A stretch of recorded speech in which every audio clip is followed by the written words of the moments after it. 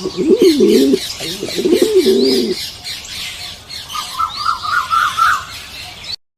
Friends, ಎಲ್ಲರಿಗೂ green life YouTube ಚಾನಲ್ಗೆ ಸ್ವಾಗತ. ಫ್ರೆಂಡ್ಸ್, ಇವತ್ತಿನ ವಿಡಿಯೋದಲ್ಲಿ ನಾನು ಯಾವ್ದ್ರ ಬಗ್ಗೆ ಮಾತಾಡ್ತೀನಿ ಅಂತ ಹೇಳಿದ್ರೆ, ನಾನು ನನ್ನ ಮನೆಯಲ್ಲಿ ಒಂದು ಪೇರ್ ಕಾಕ್ಟೈಲ್ಸ್ ಹಾಕ್ತಿರೋದು ನನ್ನ ಚಾನಲ್ನ ಯಾರ್ಯಾರು ರೆಗ್ಯುಲರ್ ಆಗಿ ನೋಡ್ತಿದ್ದಾರೋ ಅವರಿಗೆಲ್ಲ ಗೊತ್ತಿರುತ್ತೆ. ಸೊ ನಾನು ಒಂದು ಜೊತೆ ಕಾಕ್ಟೈಲ್ನ ಸಾಕ್ತಿದ್ದೀನಿ. ಅದರ ಕೇಜ್ ಸೆಟಪ್ ಆಗಿರ್ಬೋದು, ಅದು ತಂದಿರೋದ್ರ ಬಗ್ಗೆ, ಅದರ ಕೇಜ್ ಅಪ್ಡೇಟು, ಅದಕ್ಕೆ ನಾನು ಏನೇನು ಫುಡ್ ಕೊಡ್ತೀನಿ, ಇದ್ರ ಬಗ್ಗೆ ಎಲ್ಲ ಸುಮಾರು ನಾನು ವೀಡಿಯೋ ಮಾಡಾಕಿದ್ದೀನಿ ನನ್ನ ಚಾನಲಲ್ಲಿ. ಈ ಚಾನಲ್ ಎಂಡ್ ಸ್ಕ್ರೀನಲ್ಲಿ ಕೊಡ್ತೀನಿ, ಬೇಕಾದ್ರೆ ಹೋಗಿ ನೋಡಿ.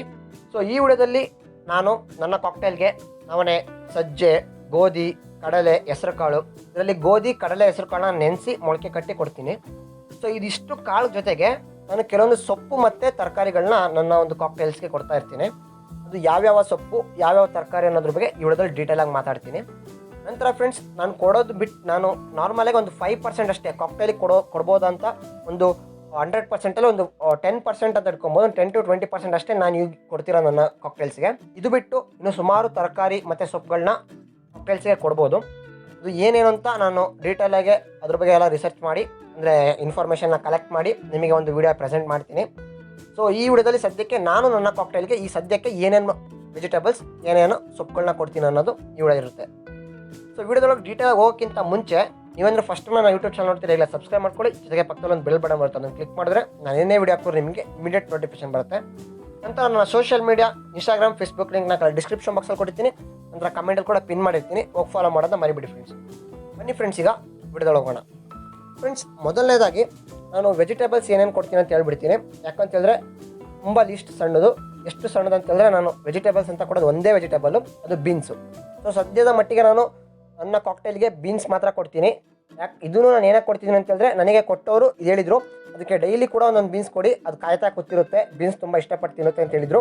ಸೊ ಅದಕ್ಕೋಸ್ಕರ ಆ ಬೀನ್ಸ್ನ ಕೊಡ್ತೀನಿ. ಬೀನ್ಸು ಯಾವ ಸ್ಟೇಜಲ್ಲಿ ಕೊಡಬೇಕು ಅಂತ ಹೇಳಿದ್ರೆ, ತುಂಬ ಎಳೆದು ಇರಬಾರ್ದು, ತುಂಬ ಬಲ್ತಿರಲೂಬಾರ್ದು, ಮೀಡಿಯಮ್ ಸ್ಟೇಜ್. ನಾವು ಸಾರಿಗೆ ಹಾಕ್ತೀವಲ್ಲ, ಸೊ ಈ ಸ್ಟೇಜಲ್ಲಿ ಒಳಗೆ ಆ ಕಾಳು ಫಾರ್ಮೇಷನ್ ಆಗಿರಬೇಕು, ಆ ಕಾಳು ಉತ್ಪತ್ತಿ ಆಗಿರಬೇಕು. ಬಟ್ ಅದರ ಸಿಪ್ಪೆ ತುಂಬ ಮೃದುವಾಗಿರಬೇಕು. ಅದು ಕಚ್ಚಿ ತಿನ್ನೋದಕ್ಕೆ ಒಂದು ಮೀಡಿಯಮ್ ಸೈಜ್, ತುಂಬ ಎಳೆದಿರಬಾರ್ದು, ತುಂಬ ಬಲ್ತಿರಬಾರ್ದು. ಆ ಮಧ್ಯದ ಸೈಜಲ್ಲಿ ನೀವು ಕಿತ್ತೋದಕ್ಕೆ ಡೈಲಿ ಒಂದೊಂದು ಕೊಟ್ಟರೆ ಅದು ಕೂಡ ಅದರಲ್ಲಿರೋ ಸಿಪ್ಪೆನೆಲ್ಲ ತೆಗೆದುಬಿಟ್ಟು ಆ ಎಸೆನ್ಸ್ನೆಲ್ಲ ಹೀರ್ಕೊಳ್ಳುತ್ತೆ, ಅಂದರೆ ಆ ರಸನೆಲ್ಲ ಹೀರ್ಕೊಳ್ಳುತ್ತೆ, ಮತ್ತು ಆ ಕಡಲೆನೆಲ್ಲ ತಿನ್ನುತ್ತೆ. ಆ ಒಳಗೆ ಸಿಪ್ಪೆ ಆ ಕಾಳಿರುತ್ತಲ್ಲ, ಆ ಕಾಳನ್ನೆಲ್ಲ ತಿನ್ನುತ್ತೆ.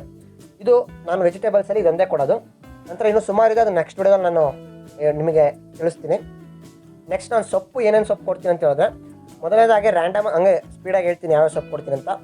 ತುಳಸಿ, ದೊಡ್ಡಪತ್ರೆ, ಪುದೀನ, ಕೊತ್ತಂಬರಿ, ಪಾಲಕ್, ನಂತರ ಈ ಅರಬೆ ಸೊಪ್ಪು ಅಂತಾರೆ, ಎಳೆ ಅರಬೆ ಸೊಪ್ಪು ಅಂತಾರೆ. ಸೊ ಈ ರೀತಿ ಸೊಪ್ಪುಗಳನ್ನ ನಾನು ಕೊಡ್ತೀನಿ. ನೀವು ಫ್ರೆಂಡ್ಸ್ ಯಾವ ಸೊಪ್ಪು ಬೇಕಾದ್ರೂ ಕೊಡ್ಬೋದು. ನಿಮ್ಮ ಒಂದು ನೀವು ಏನೇನು ಮನೇಲಿ ತಿಂತಿದ್ದೀರೋ ಆ ಎಲ್ಲ ಸೊಪ್ಪನ್ನ ಕೂಡ ನಿಮ್ಮ ಒಂದು ಬಡ್ಸಿಗೆ ಕೊಡ್ಬೋದು. ಆಲ್ಮೋಸ್ಟ್ ಒಂದು 90% ಸೊಪ್ಪುಗಳನ್ನ ಬಡ್ಸಿಗೆ ಕೊಡ್ಬೋದು. ಇನ್ನೂ ಯಾವ್ಯಾವ ಸೊಪ್ಪು ಅಂತ ನೆಕ್ಸ್ಟ್ ನಿಮಗೆ ವಿಡಿಯೋದಲ್ಲಿ ಹೇಳ್ತೀನಿ. ನಾನು ಸದ್ಯ ಒಂದು ಮಟ್ಟಿಗೆ ಇಷ್ಟನ್ನು ನಾನು ಕೊಡ್ತಾ ಇದ್ದೀನಿ. ಇದರಲ್ಲಿ 1 by 1 ನೋಡ್ತಾ ಹೋಗೋಣ. ಮೊದಲನೇದಾಗಿ ಕೊತ್ತಂಬರಿ ಕೊಡ್ತೀನಿ ಫ್ರೆಂಡ್ಸ್. ಕೊತ್ತಂಬರಿ ಯಾವ ರೀತಿ ಕೊಡ್ತೀನಿ ಅಂತಂದರೆ, ಎಲ್ಲ ಸೊಪ್ಪನ್ನು ಅಷ್ಟೇ ನೀವು ವಾಶ್ ಮಾಡೇ ಕೊಡಬೇಕು. ಸೊ ಕೊತ್ತಂಬರಿ ಹೇಗೆ ತಿನ್ನೋದು ಅಂತ ಹೇಳಿದ್ರೆ, ಆ ದಂಟು ಸಮೇತ ಹಾಕ್ಬೇಕು ನೀವು. ದಂಟು ಸಮೇತ ಹಾಕೋದ್ರಿಂದ ಆ ದಂಟಲ್ಲಿರೋಂಥ ಎಸೆನ್ಸು, ಅಂದರೆ ಆ ರಸನ ಹೀರ್ಕೊಳ್ಳುತ್ತೆ. ನಂತರ ಆ ದಂಟನ್ನ ಕಚ್ಚಿ ತಿನ್ನುತ್ತೆ, ಆ ಸೊಪ್ಪನ್ನ ಕೂಡ ತಿನ್ನುತ್ತೆ ಫ್ರೆಂಡ್ಸ್. ಎರಡನೇದಾಗಿ ಫ್ರೆಂಡ್ಸ್, ಎರಡನೇ ನೋಡೋಕ್ಕಿಂತ ಮುಂಚೆ ಸುಮಾರು ಜನ ಈಗ ಈ ವಿಡಿಯೋ ನೋಡ್ತಿರ್ಬೇಕಾದ್ರೆ ಕಮೆಂಟ್ ಮಾಡ್ತೀರಾ, ನನ್ನ ಬರ್ಡ್ಸು ಈ ಥರ ಎಲ್ಲ ಸೊಪ್ಪೆಲ್ಲ ತಿನ್ನಲ್ಲ, ವೆಜಿಟೇಬಲ್ಸ್ ಎಲ್ಲ ತಿನ್ನಲ್ಲ ಅಂತ. ಅದು ಯಾವ ರೀತಿ ತಿನ್ನಿಸ್ಬೇಕು ಅಂತ ಈ ವಿಡಿಯೋ ಕೊನೆಯಲ್ಲಿ ಹೇಳ್ತೀನಿ. ಸೊ ವಿಡಿಯೋ ಸ್ಕಿಪ್ ಮಾಡಿದೆ ನೋಡಿ. ಸೊ ಎರಡನೇದಾಗಿ ಏನಂತ ಹೇಳಿದ್ರೆ ಪುದೀನ ಫ್ರೆಂಡ್ಸ್. ಸೊ ಪುದೀನ ಕೂಡ ಅಷ್ಟೇ, ನೀವು ದಂಟು ಸಮೇತ ಹಾಕಿ ಆ ದಂಟಲ್ಲಿರೋ ರಸನೂ ತಿನ್ನುತ್ತೆ, ಆಮೇಲೆ ಆ ಎಲೆ ಕೂಡ ತಿನ್ನುತ್ತೆ. ಮೂರನೇದಾಗಿ ಪಾಲಕ್ ಸೊಪ್ಪನ್ನ ಹಾಕಿ ಫ್ರೆಂಡ್ಸ್. ಸೊಪ್ಪು ಕೂಡ ಹಾಕ್ಬೋದು, ಅಥವಾ ಆ ಸೊಪ್ಪು ಕೆಳಗಡೆ ದಂಟು ಥರ ಬರುತ್ತಲ್ಲ, ಆ ದಂಟು ಕೂಡ ಹಾಕ್ಬೋದು. ಅದರಲ್ಲೂ ಕೂಡ ರಸ ಮತ್ತು ಎಸೆನ್ಸ್ ಅಂತ ಹೇಳ್ತಾರೆ, ಅದನ್ನು ಹೀರ್ಕೊಳ್ಳುತ್ತೆ, ತುಂಬ ಲೈಕ್ ಮಾಡುತ್ತೆ. ಅದರ ನಂತರ ತುಳಸಿ, ಅದು ಕೂಡ ಸೇಮ್ ಅದೇ ರೀತಿನೇ ಹಾಕಬೇಕು. ನಿಮ್ಮ ಹತ್ರ ಎಲ್ಲ ಸಿಕ್ತು ಅಂದರೆ ಬೇಕಾದ್ರೆ ಎಲ್ಲರೂ ಸ್ವಲ್ಪನ ಕಿತ್ತು ಹಾಕ್ಬೋದು. ಅದನ್ನು ಕಿತ್ತಿ ಎಲ್ಲ ಏನೇನು ಹೇಳ್ತೀನೋ ಎಲ್ಲದನ್ನು ಚೆನ್ನಾಗಿ ವಾಶ್ ಮಾಡಿ ದಂಟು ಸಮೇತ ನೀವು ಹಾಕಿದ್ರೆ ಆ ದಂಟಲ್ಲಿರುವಂಥ ಎಸೆನ್ಸ್ನ ಹೀರ್ಕೊಳ್ಳುತ್ತೆ, ಆ ತುಳಸಿನೂ ಕೂಡ ತಿನ್ನುತ್ತೆ.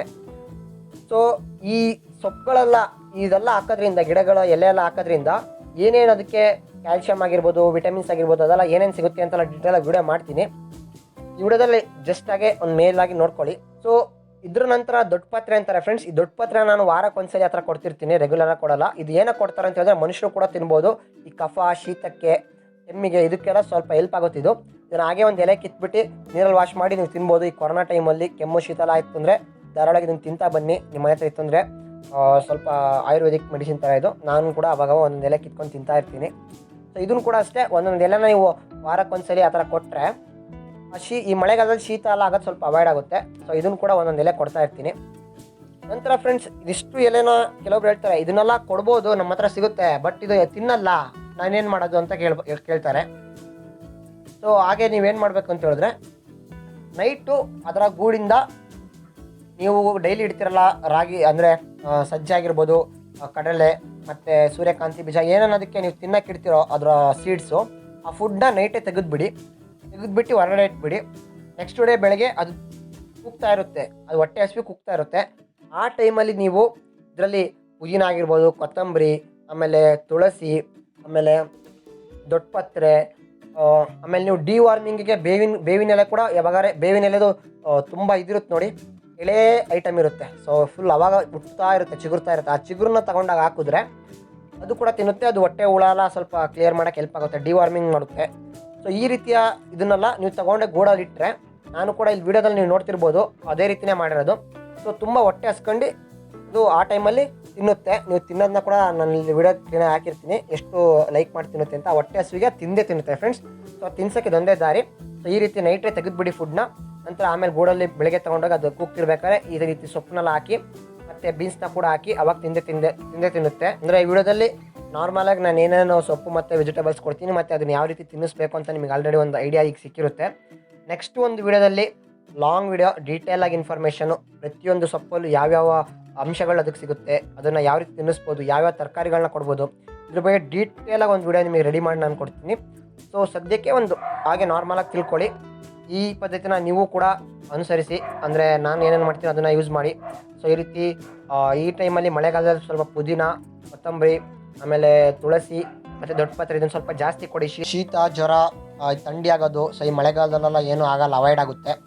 ಸೊ ಇದಿಷ್ಟು ಹೇಳ್ತಾ ಫ್ರೆಂಡ್ಸ್ ಈ ವಿಡಿಯೋ ಮುಗಿಸ್ತಾ ಇದ್ದೀನಿ. ಈ ವಿಡಿಯೋ ಇಷ್ಟ ಆಗಿರೋ ಒಂದು ಲೈಕ್ ಮಾಡಿ, ಜೊತೆಗೆ ನಿಮ್ಮ ಫ್ರೆಂಡ್ಸಿಗೂ ಶೇರ್ ಮಾಡಿ, ಹಾಗೂ ಸಬ್ಸ್ಕ್ರೈಬ್ ಮಾಡಿದ ತಕ್ಷಣ ಪಕ್ಕದಲ್ಲಿ ಒಂದು ಬೆಲ್ ಬಟನ್ ಬರುತ್ತೆ.